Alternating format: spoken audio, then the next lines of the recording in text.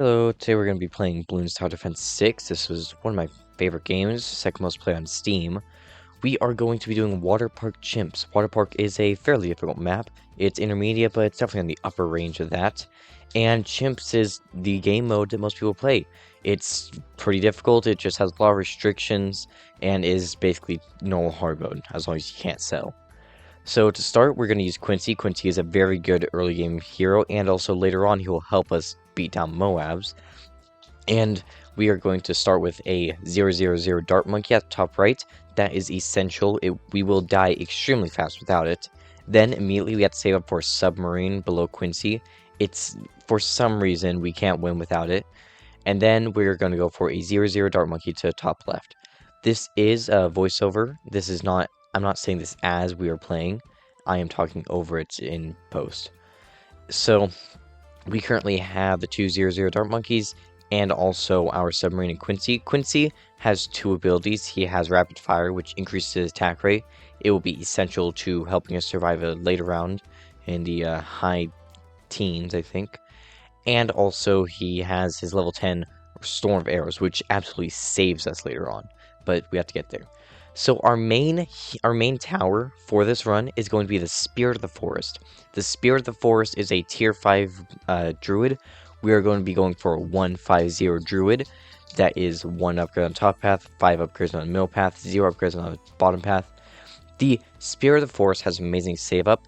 The 130 druid is the best early we can get.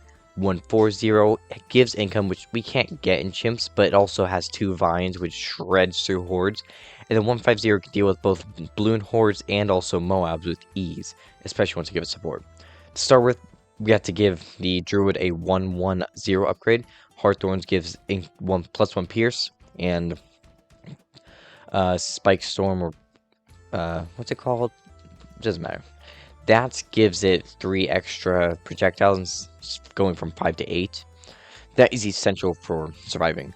The Heart of Oak upgrade, that is the 120 upgrade, the second upgrade on the middle path, is useless. It makes regrows go away, there's stopping regrow, and also gives pierce as lives are added, but we can't get lives due to being chimps, and regrows aren't that big of an issue.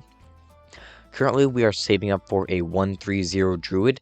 It's not that difficult of a save up. It's a bit sketchy. We have to use Quincy's Storm of Air, Quincy's Rapid Fire ability, but it's pretty easy. Now that we have the 130 druid, it's going to be a breeze. However, unfortunately, the druid does not have camo detection, and that's going to be a big issue, so we have to get it a village. We are also, as you could have seen, we're going to place a sniper later on. The sniper will be our Moab damage for the early game before we get to tier 5, and also will be great support for stunning mobs, allowing the Spirit of the Forest, once we get it, to pop them much better. Right now we have Village. It gives extra range. We don't really care about that. We placed it towards the edge just in case we want to place anything far away. It won't really be that important, but it is nice to have it there just in case. And we're going for a 020 Village. The grow blocker is not very useful, especially since we have the druid, which destroys regrows, but it is a jumping stone to radar scanner, which we absolutely need. Getting radar scanner will allow our druid to pop camos, and also later on deal with those pesky DDTs, Dark Dirigible Titans. They are one of our biggest threats. Heartthorns already negates their lead property, but we do need camo detection since Quincy cannot deal with them on their own. At the moment, it's a hefty save up, costs 2,160, which makes sense. Speaking of camo detection, one of my favorite heroes in the game is Etienne. Wanna know why? Because it just negates camos. His level 8 basically gives every single tower on the screen camo detection. That is an $806 hero doing the job of about 50, like $3,000 villages. That is really good. He's also just great damage. Sadly, we can't use him on this map due to the strategy requiring a lot of save up in the very, very early game. We have to use Quincy. There's no other hero that works. But at the moment, we're just saving up for the Jungle's Bounty. It's a very, very good upgrade, as I said. Doubles the amount of vines, and also it just shreds through most hordes. But at the moment, we have the radar scanner allowing the druid to shred through the regrow camos that are showing up in that round. It's a very long save up. We're almost there though. As you can see, the Dart Monkey is weakening this stuff. It's not doing much, especially now. That round was a bit sketchy. The leads were a bit annoying, but Druid dealt with it, and we had to use Quincy's ability to clean up. 2 rounds from now, we are going to see a Moab. Fair warning, the Moab might look a bit different than you. I currently have the pufferfish skin. You can get in the trophy store, costs a bit of trophies, but it's pretty interesting. I like it. I'm going for an aquatic theme for all my things. I still need to get that turtle. But right now, we have to get a sniper. The sniper deals great single target damage, and we're getting a large caliber. There's pufferfish Moab, by the way. Large caliber gives it increased Moab damage. I mean, increased damage in general, but specifically against Moab. And we're going to go for a 4-2-0. You might ask why I don't go for the fast firing. Fast firing would give more DPS and have better stun. But the thing about the sniper is that the shrapnel also stuns. So it has like an AoE effect, which is essential to our strategy. The camera detection isn't very important, but we need it. We are going to get a glue gunner later on in the run. The glue gunner is going to become essential because we're going to get to a tier 5, a glue storm. The thing about glue storm is it gives +1 damage to all attacks. So if you use that for something with druid, where the vines on the outskirts only deal like 1 damage, that's doubling their damage. And with a high tick rate, it is insane. Along with that, extra support in the fact that it just slows everything down. Balloons are kind of an issue since they move fast, which they might just survive until the vines pop them. But with the glue storm, it should absolutely shred through everything. And back to the sniper, we're saying it's a strong. Strong gives it the ability to just target the strongest Moabs instead of just targeting a random green blue at the front. And also, we have a 4-2-0. 4-2-0 does insane damage along with the support, which will allow us to pop Moabs even without the, attack from the Spear of the Forest. We are going to go for a 2-5-0 Glue Gunner instead of a 0-5-2. 2-5-0 gives it a bit of extra damage capabilities over the 0-5-2. They did change it, so you don't need the 2-5-0 to give the +1 damage to all attacks. But I'm still going to go with 2-5-0. I noticed that we do die on round 63. We'll see that in a bit. If we do not get the 2-5-0, although it might have changed since then. I'm not sure. I've done things since I made that change to strategy. So right now it's real simple. The Druid of the Jungle, our Jungle's bounty, is really just wrecking house. And our sniper is making sure no mobs show up. Speaking of which, 2 mobs on next round. We'll see how well it deals with that. In the back, we are going to get a cluster bomb. That is insurance against round 63 since it is a brutal round. Speaking of round 63, here we are. Nothing has really changed. We must just stay and be up. And as you can see, we are struggling. Despite the Jungle's bounty being a very good multiple target damager, it just is not good enough. That's why we need to upgrade to a recursive cluster and also use Quincy's Storm of Arrow for the first wave. But so far, as you can see, we have $22,000. The Spear of the Forest is only $37,000, so we are almost there. Once we have the Spear of the Forest, that will be our main damage dealer. We'll get a bunch more support after that, but most of it's just going to be the Spear of the Forest. Right now, as you can see, round 64, it's a difficult round due to the fortified mobs being in the back.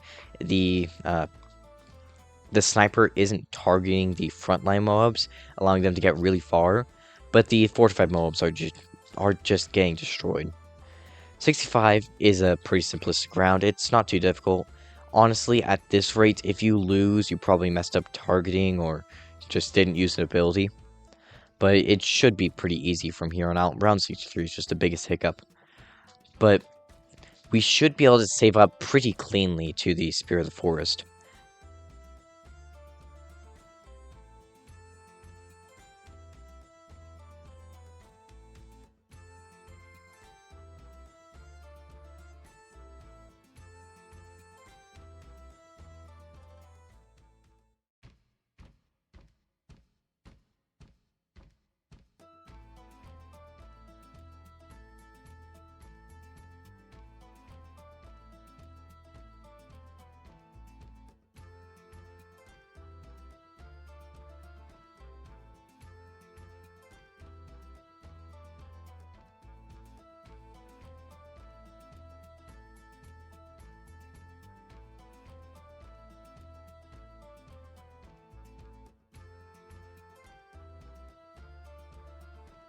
Here we are, less than 1,000 away from the Spear of the Forest.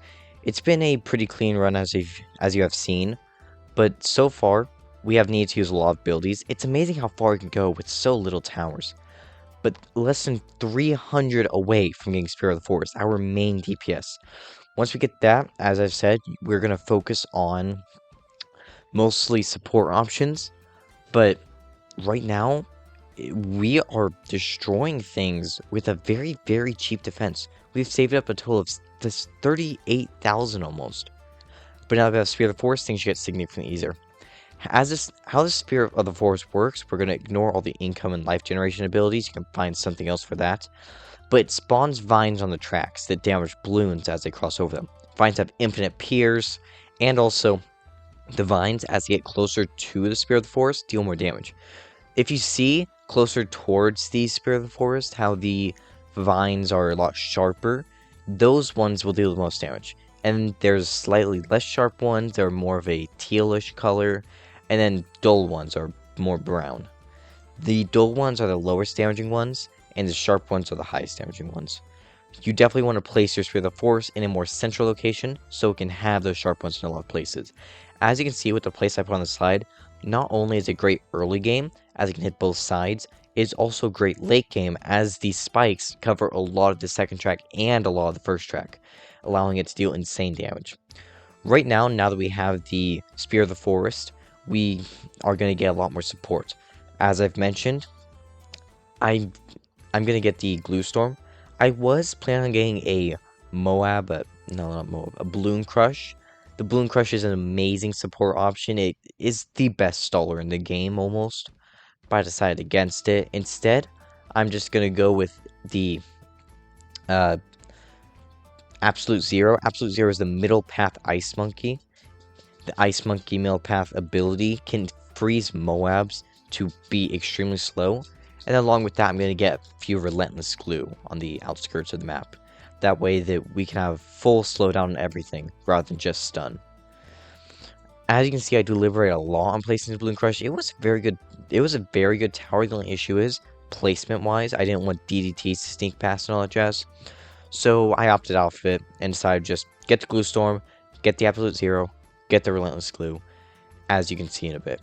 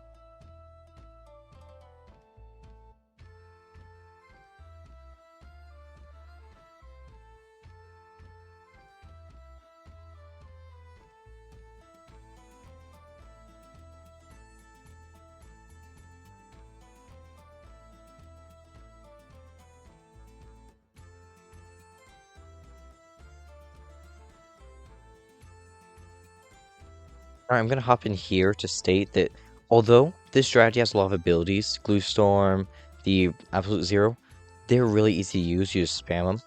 Except for one scenario, you need the Absolute Zero for DDTs. DDTs, as I've mentioned before, are very scary, they're extremely fast, and also they're camo. That's why you need your Ice Monkey to be a 250. 250 allows it to hit lead and camo.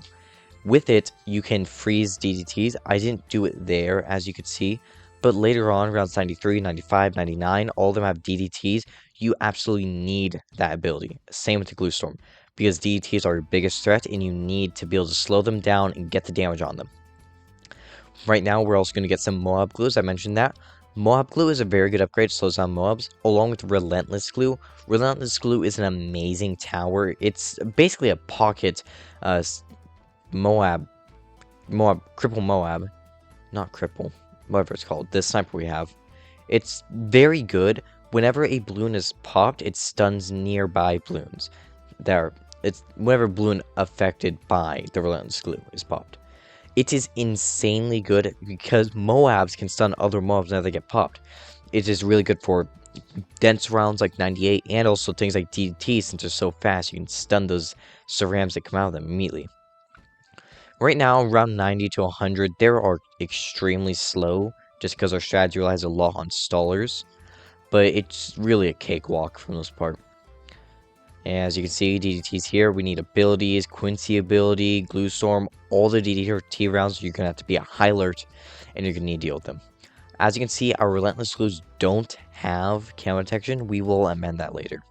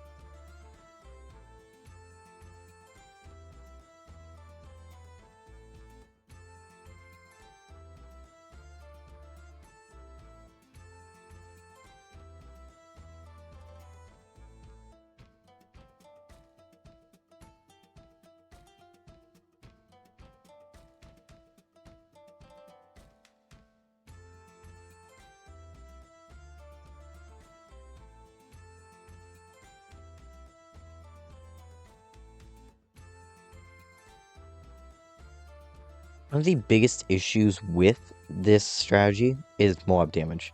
A lot of the mobs just don't get enough damage on them.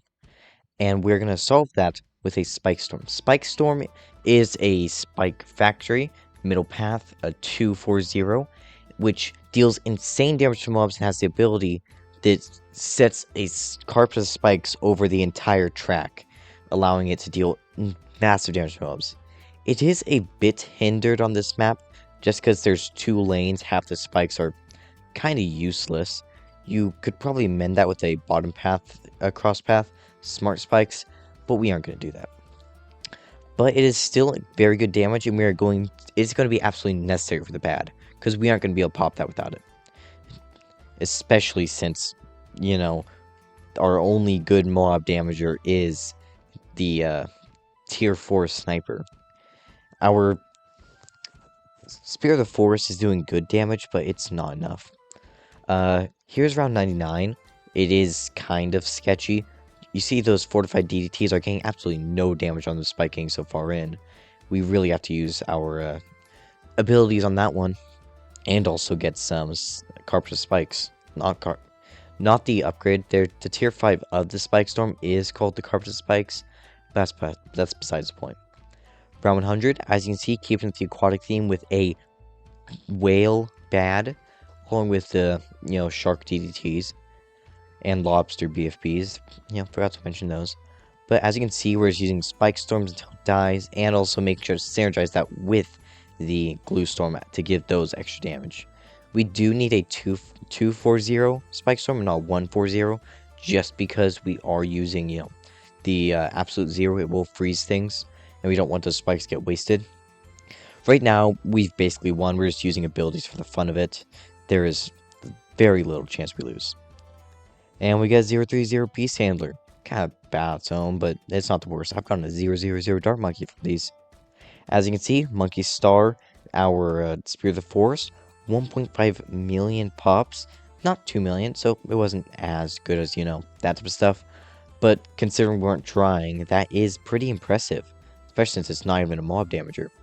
1.5 million on the Spear of the Forest, along with 14,000 on our Sticky Boy, 5,000 on Rip Off Elsa, 46,000, 8,000 on the Spike Factories. It's a pretty impressive strategy, I've got to say.